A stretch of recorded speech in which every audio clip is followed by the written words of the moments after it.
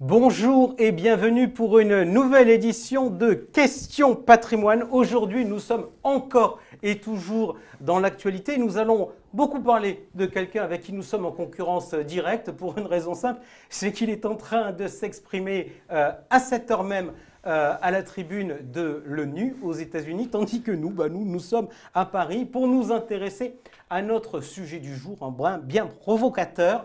Ces placements immobiliers qui échappent à la réforme Macron. Voilà.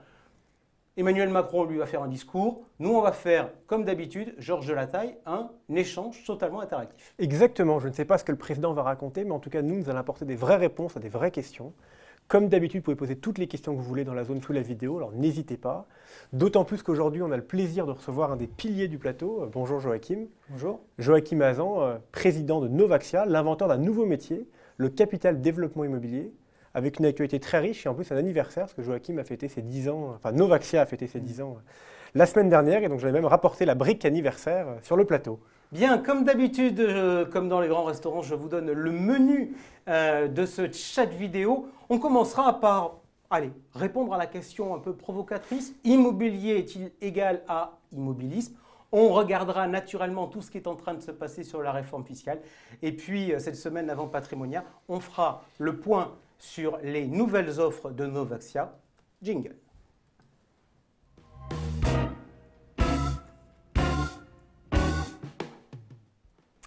Joachim Hazan, bonjour. Question toute simple.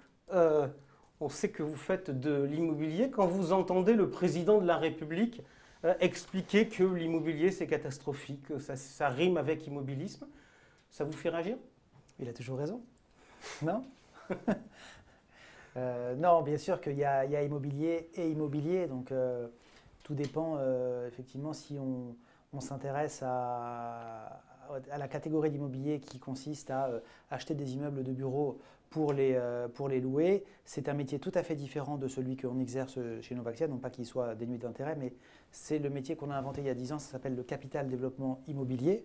Capital parce qu'on lève des fonds, développement parce qu'il y a une action de transformation, de développement d'actifs et immobilier, puisque la matière première qui nous anime, c'est des immeubles de bureaux bruts, obsolètes, vacants. C'est des friches industrielles et si c'était un long fleuve tranquille et si jamais c'était une activité de rentier de les transformer, j'inviterais volontiers le président ainsi que le ministre de l'économie une journée avec nous chez Novaxia pour voir si c'est un long fleuve tranquille. Alors, Georges le disait il y a de cela quelques instants, vous avez fêté vos 10 ans récemment. Où en êtes-vous aujourd'hui ? Alors, on a fêté effectivement nos 10 ans il y a quelques jours dans un lieu emblématique qui est le château Rothschild à Boulogne, qui est l'illustration de notre savoir-faire. 4 hectares de terrain au pied de Roland-Garros, quelques minutes de Roland-Garros et de la Porte d'Auteuil à Paris, avec un château classé monument historique de 2000 m².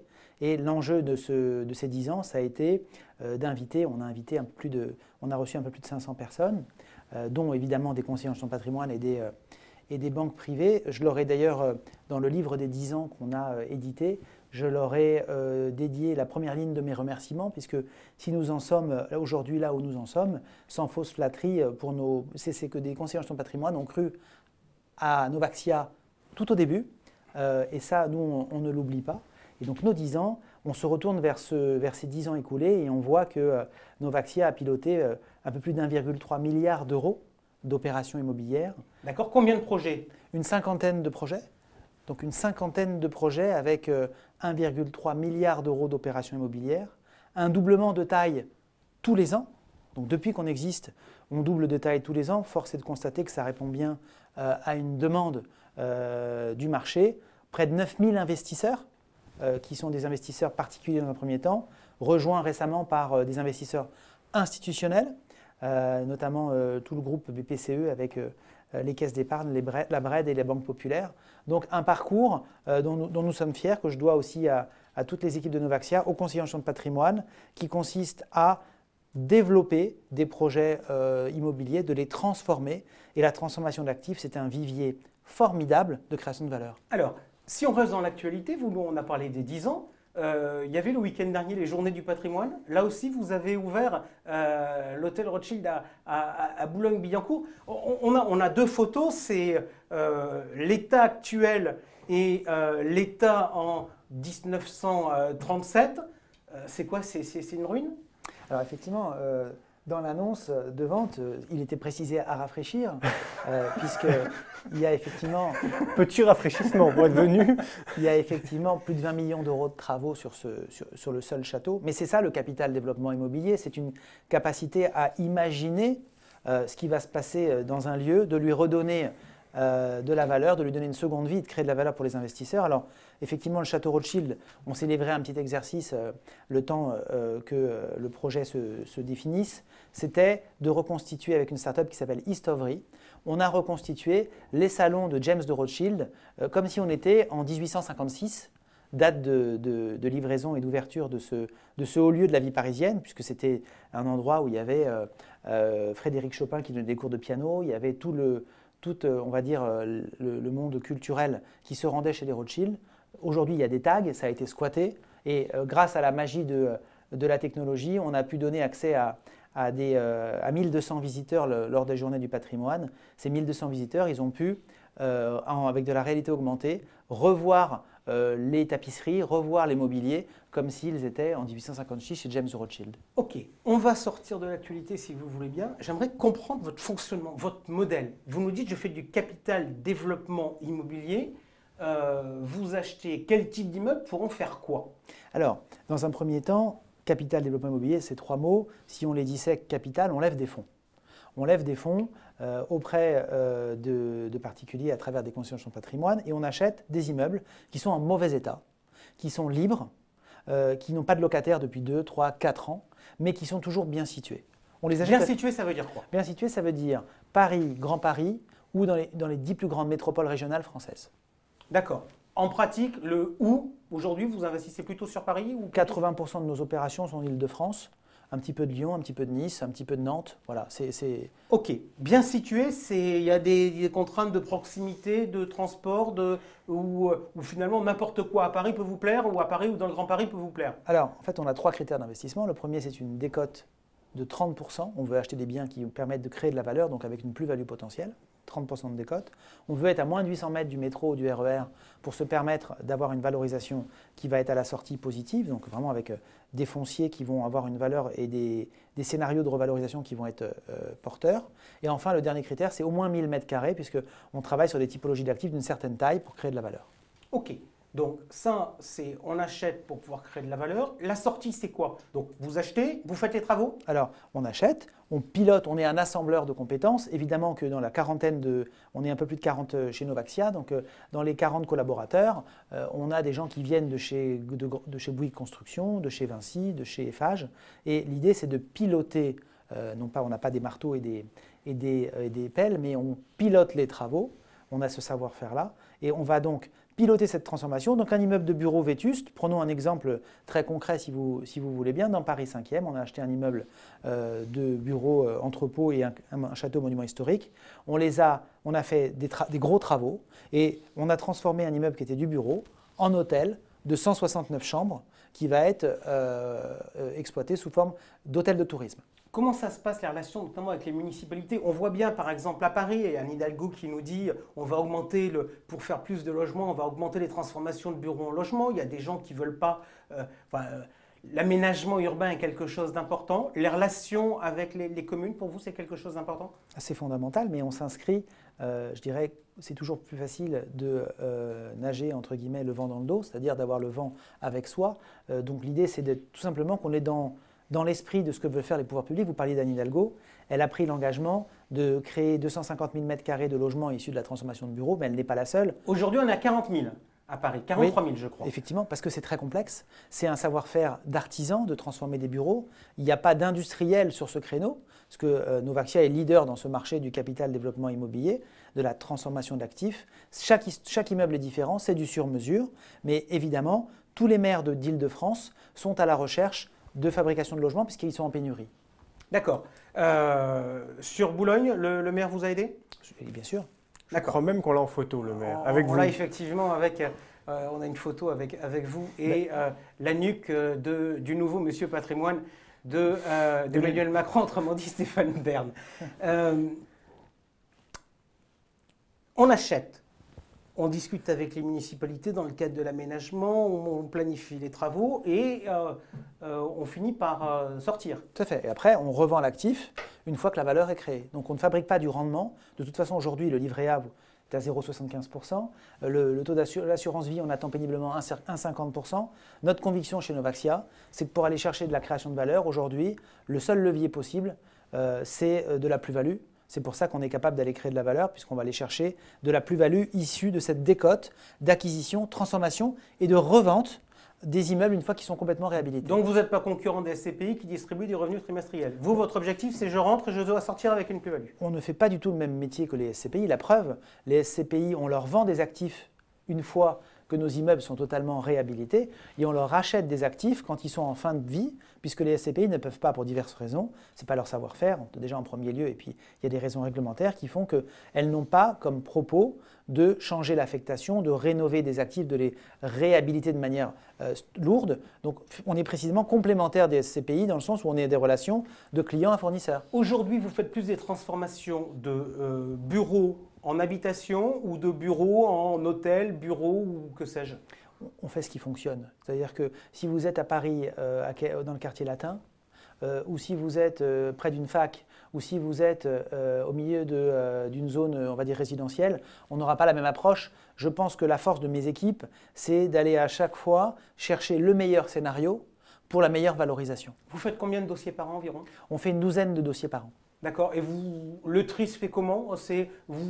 Pour arriver aux 12, vous en avez 120, vous en avez plus, vous en avez moins? On reçoit 500 dossiers par an. Il y en a une très grande partie qui ne sont pas qualifiés parce que trop chers, parce que mal situés, parce que correspondant pas à nos 3 critères qu'on a évoqués, la décote d'acquisition, l'emplacement à moins de 800 mètres du métro et la taille. Et donc on va en rejeter une grande partie, on va en garder une trentaine. Et donc on va faire sur cette trentaine de dossiers qualifiés, on va en acheter 12. OK. Georges, des questions sur le modèle économique sont arrivées. La plupart des questions, les seules questions où les internautes sont peut-être c'est sur la revente. Ils disent que ce n'est pas dangereux de devoir obligatoirement revendre parfois, est-ce que vous ne voulez pas revendre au mauvais moment? Et est-ce que vous avez un délai maximum pour revendre les biens? Alors, le capital développement immobilier, ça consiste à immobiliser son capital en contrepartie d'une plus-value. Donc, les fonds nous sont confiés sur une durée de 6 ans. Et je dirais qu'en ce moment, le marché de la revente, il est extrêmement porteur. On vend à des acteurs, des SCPI ou des OPCI qui ont fait des collectes records, on leur vend des actifs sur des taux de capitalisation qui sont extrêmement attractifs. Donc aujourd'hui, le problème n'est pas la revente, c'est plutôt le sourcing. C'est plutôt le sujet, c'est plutôt trouver les actifs plutôt que de les revendre. Donc ça, de ce point de vue-là, on est très serein. On a une autre question. C'est fini le modèle de transformation de bureaux en logement? On a le sentiment que le gouvernement nous dit qu'il faut faire baisser le prix des logements. Donc, on va baisser les loyers, on va baisser les coûts de construction, etc. Donc, vous qui gagnez de l'argent entre la différence entre le prix de sortie et le prix d'entrée, est-ce que ça risque que vous fermez le marché du logement? Alors, moi, je n'ai pas vu qu'il y avait une baguette magique qui allait faire en sorte que dans Paris, il y allait avoir des terrains disponibles d'un jour à l'autre. Ça serait vraiment formidable. Paris est essentiellement urbanisé, donc il n'y a plus de terrain disponible. La seule façon de créer des opérations, c'est de la transformation d'actifs existants. Et on a une chance en Île-de-France, c'est qu'on concentre le plus grand pôle de bureaux en Europe, 53 millions de mètres carrés, devant Londres, devant Milan, devant Francfort. Et sur ces 53 millions de mètres carrés, vous en avez 50%, c'est-à-dire la moitié, qui ont 26 millions, qui ont, eux, plus de 30 ans, qui ont été construits dans les années 80. Or, un immeuble, ça vit 30 ans. Donc le gisement, il est loin d'être épuisé. Ce qui peut se passer, et là, je veux dire, on restera fidèle à nos principes, de ce meilleur scénario. Ce qui peut se passer, c'est que le logement ne sera pas forcément le meilleur scénario. Peut-être que tout d'un coup, l'hôtel, on vient de gagner les Jeux Olympiques, ça va créer aussi un appel d'air sur le tourisme, qui il y a quelques années était sinistré. Là, c'est l'euphorie. Donc, là, ce que vous êtes en train de nous dire, c'est qu'on est ultra pragmatique. Moi, je dis qu'à partir du moment où votre immeuble il est bien situé, que vous pouvez appeler ça résidence de tourisme, vous pouvez appeler ça résidence senior, hôtel, logement. À partir du moment où vous avez une position foncière qui a du sens, qui a été achetée selon des critères sains, la plus-value, elle est à la clé. Pour résumer donc votre réponse à cette première question, immobilier n'est pas égal à immobilisme, surtout lorsque l'on fait du capital développement immobilier. Tout de suite, la suite.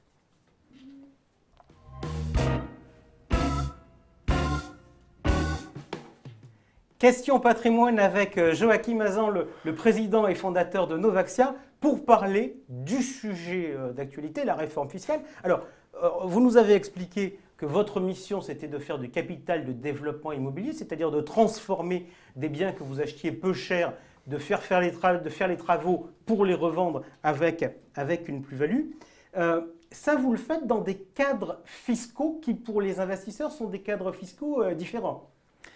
Oui. Quand vous dites différents, c'est-à-dire qu'il y a différents types de produits qui correspondent à des enveloppes fiscales différentes. Tout à fait. Alors en fait, le capital développement immobilier, c'est le seul et unique métier de Novaxia, mais il est décliné sous différentes enveloppes. Alors, on a commencé notre développement sur des thématiques ISF.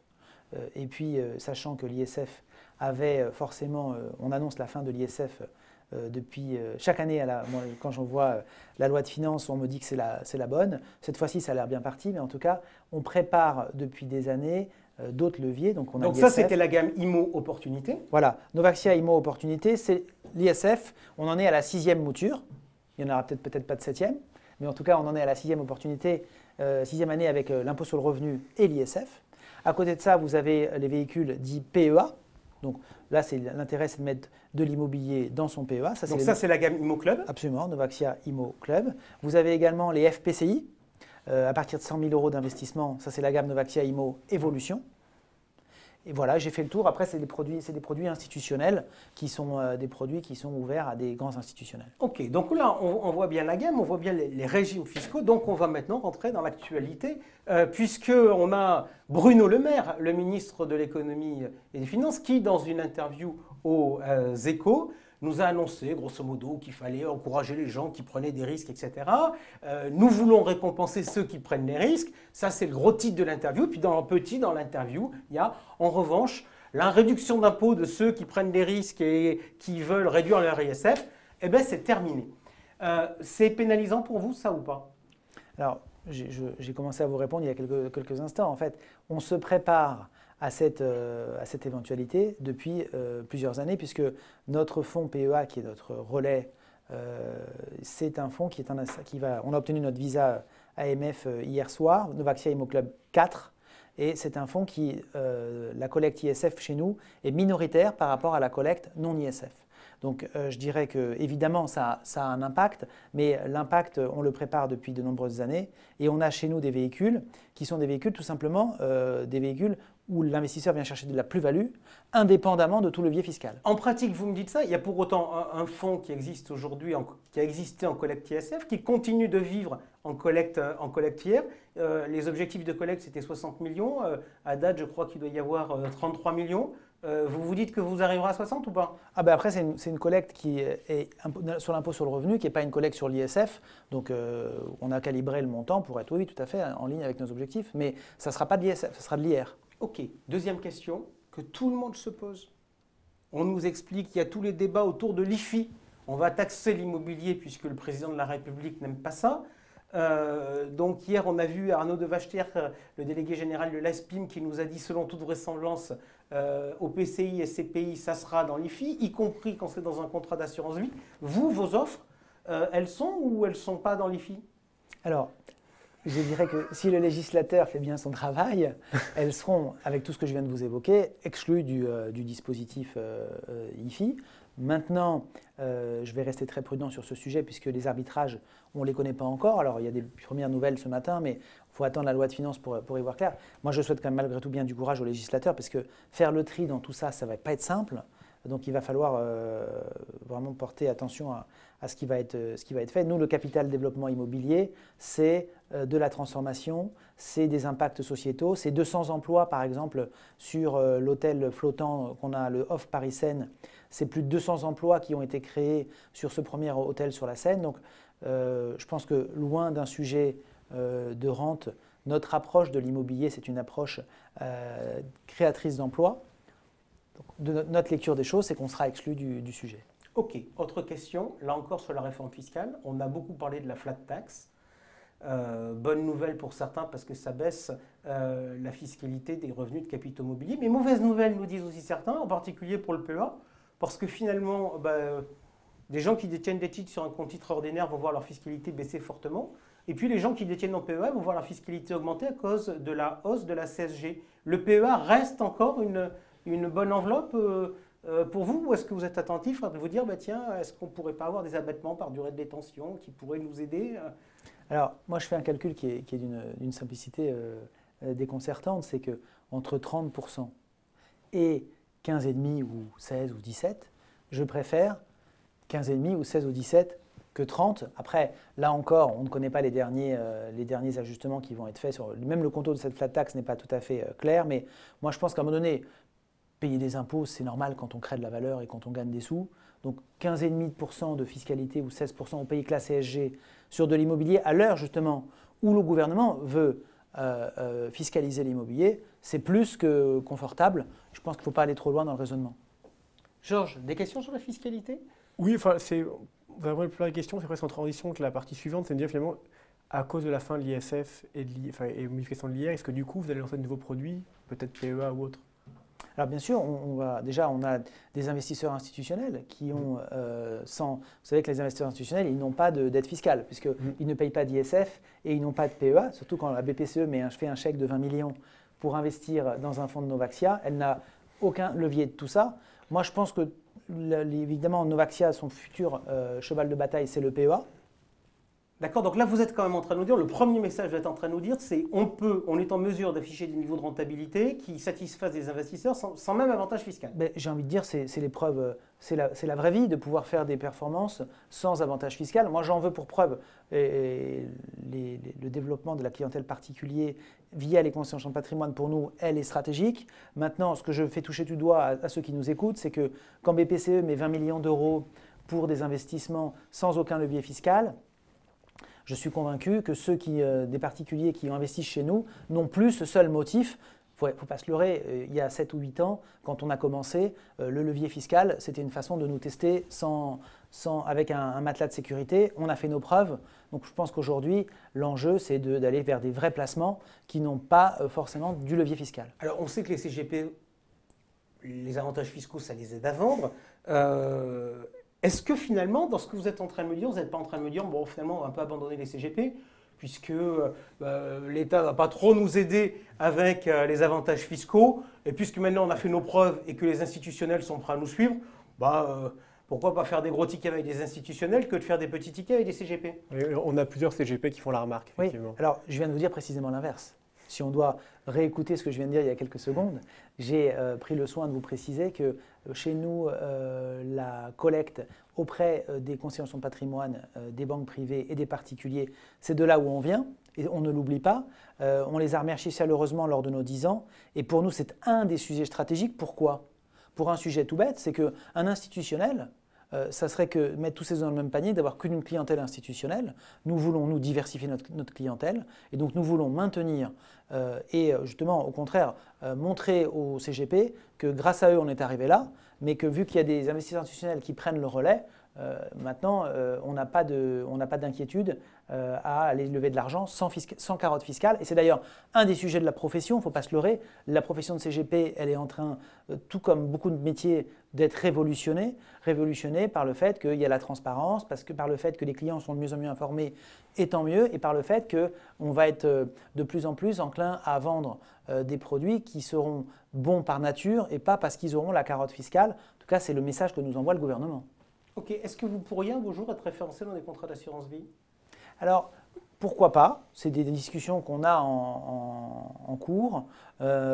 Maintenant, par construction, notre produit, c'est un produit de plus-value. Et sur les leviers qu'on a sur le PEA, sur les comptes titres, on a moins de frais que sur l'assurance vie, puisqu'on n'a pas l'enveloppe coûte moins cher. Donc, on n'en ressent pas le besoin compte tenu des succès de collecte qu'on a aujourd'hui. Ok, si je résume en 2 mots, vous êtes aujourd'hui le plus grand défenseur de la place du PEA. On peut dire ça, on peut dire que… Mais rendez-vous compte, il y a 4,5 millions de PEA en France aujourd'hui. Il y en avait 7 millions en 2000. L'encours moyen, c'est 10 000 euros. Et les particuliers, ils ont été échaudés parce qu'ils ont été en bourse, ils ont bu la tasse. Et donc, mettre de l'immobilier dans son PEA, c'est avoir un rendement relativement attractif, c'est-à-dire celui que vise Novaxia, entre 6 et 8% par an, preuve par l'exemple et preuve par l'historique, avec une fiscalité qui est celle de la CSG-CRDS. On aurait tort de s'en priver. Sachant que vous êtes éligible au PEA, c'est-à-dire l'enveloppe 150 000 €, mais aussi au PEA-PME. Alors, on a deux leviers de collecte et les conseillers en gestion de patrimoine, je vois qu'ils développent beaucoup cet axe de communication. Ils peuvent aller conquérir des PEA parce que peu de clients, in fine, savent qu'on peut mettre de l'immobilier dans le PEA. Donc, c'est un outil de conquête. Aujourd'hui, le CGP, il a besoin de se différencier. La banque privée, elle a besoin de se différencier et d'aller voir son client en disant « Est-ce que vous saviez qu'on pouvait mettre de l'immobilier dans son PEA ?» C'est un facteur distinctif. Et je pense que c'est un facteur de fidélisation de clientèle pour les conseillers. C'est bien noté. Tout de suite, la dernière ligne droite de notre émission Jingle.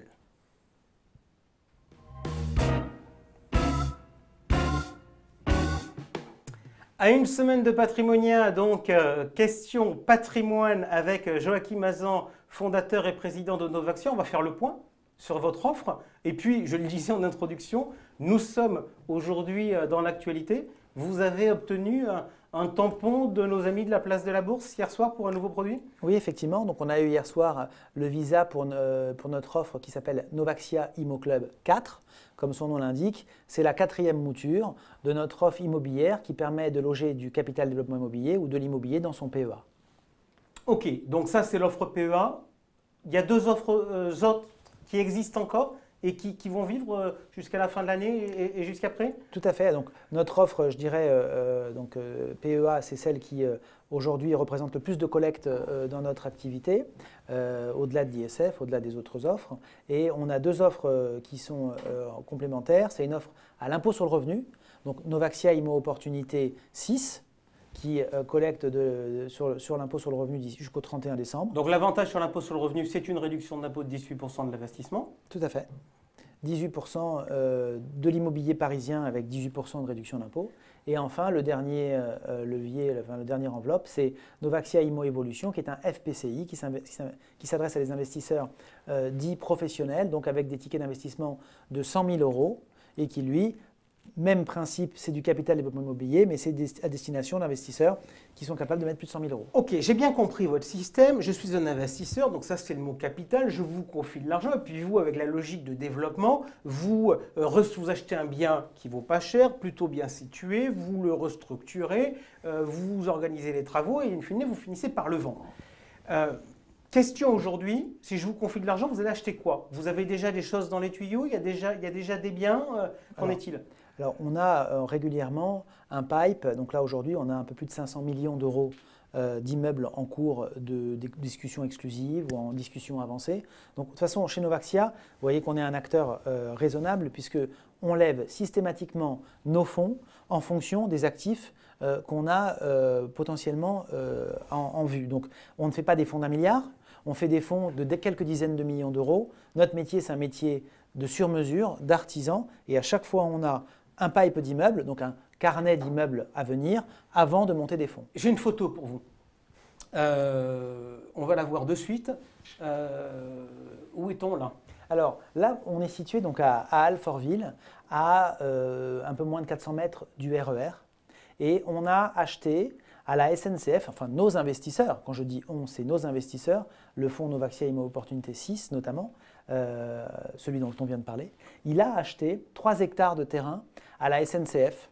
Et ces 3 hectares de terrain, c'était une ancienne ferraille, des locaux ferroviaires.